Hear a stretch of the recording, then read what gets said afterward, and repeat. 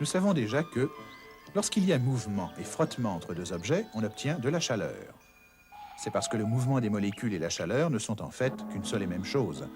Mais nous savons que le mouvement est une forme d'énergie. Par conséquent, la chaleur elle-même doit être aussi une forme d'énergie. C'est pourquoi la chaleur, tout comme l'énergie, se mesure en joules. Et maintenant, les ondes de radiation.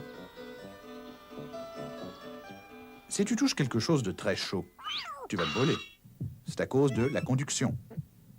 La chaleur est conduite selon le principe de la réaction en chaîne de molécule en molécule, ou d'atome en atome, tout au long de l'objet chaud et dans tes doigts. C'est une forme de transmission de chaleur. Mais si tu tiens ton autre main au-dessus du même objet chaud, tu vas encore te brûler. C'est à cause de la convection. Cet objet chaud oblige les molécules d'air situées au-dessus de lui à accélérer leur mouvement. L'air chaud se dilate, sa masse volumique diminue et il est par conséquent déplacé vers le haut. C'est une deuxième forme de transmission de chaleur. Est-ce qu'il n'existe que deux façons de transmettre la chaleur? Alors, pourquoi est-ce que tu t'assois sous ce parasol? Parce que le soleil est trop chaud, hein? Mais comment est-ce que le soleil réussit à te transmettre sa chaleur? Tu ne le touches pas, donc il ne peut pas y avoir de conduction, n'est-ce pas?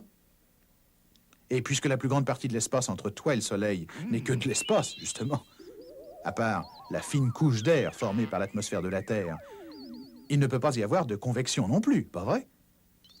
Parce qu'une fois que tu es au-delà de notre atmosphère, en fait, il n'y existe presque rien pour permettre la convection. Mais le soleil chauffe encore. Étonnant, hein? Comment est-ce possible? Existe-t-il une troisième forme de transmission de chaleur permettant à celle-ci de se déplacer dans l'espace vide? Oui, elle existe. Et pour le comprendre, il faut d'abord se rappeler que la chaleur est une forme d'énergie. Allons-y.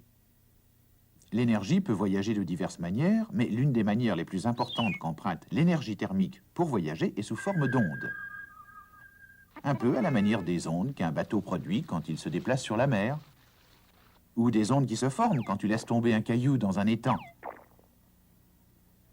ou des ondes qui voyagent le long d'une corde si tu l'agites de haut en bas en la tenant par un bout. Dans tous ces cas, tu assistes à l'effet du mouvement de l'énergie elle-même.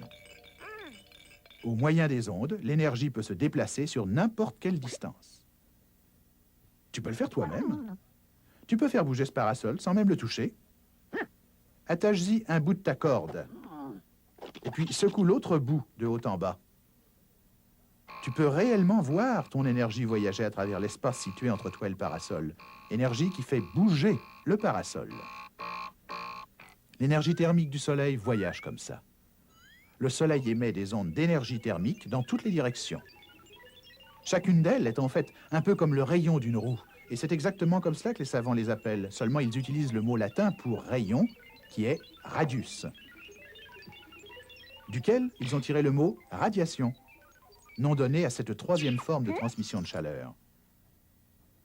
Alors, grâce à des ondes de radiation, le soleil peut te transmettre son énergie thermique et faire bouger tes molécules plus vite, et par conséquent, te réchauffer, bien que le soleil se trouve à des millions de kilomètres de toi.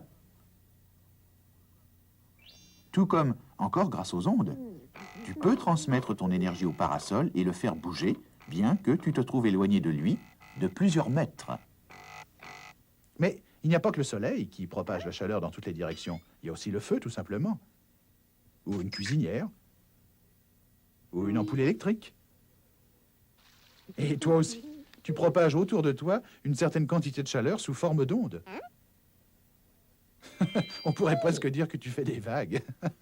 Hein? Hein? Quand on y pense, hein? Ah. Oh, attention, tiens, voilà une grosse.